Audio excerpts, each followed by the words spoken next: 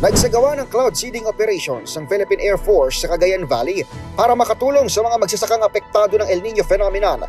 Ayon kay PAF spokesperson Colonel Maria Consuelo Castillo, unang isinagawa ang cloud seeding noong February 25, katuwang ang Department of Agriculture Region 2 at Bureau of Soils and Water Management.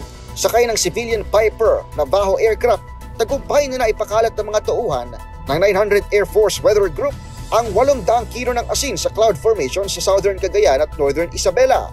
Isinagawa ang operasyon para alalayan ang mga lugar na may mababang patubig o kakapiranggot na buhos ng ulan.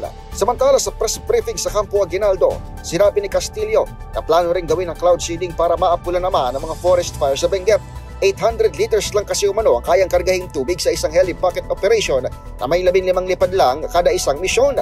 Target gamitin ng PAF ang aircraft LC-210 nito para mag-produce ng kaulapang posibleng magpaulan sa mga kagubatang hindi bababa. Sa 50 hektare na ang natadamay sa forest fires ngayon pa lamang 2024. Sa hiwalay na panayam sa DZRH, itinaya ni Castillo na baka abutin pa ng isang linggo bago makapagpaulan gamit ang cloud seeding dahil sa pabago-bagong panahon. Pagkakaalam ko ho as public affairs officer, yung almost 2 years ko po, ayun lang talaga nagkaroon ng ganito katagal at palawak na forest fire po. Para sa kauna-unahan sa Pilipinas, DZRH, ito si Edniel Parrosa.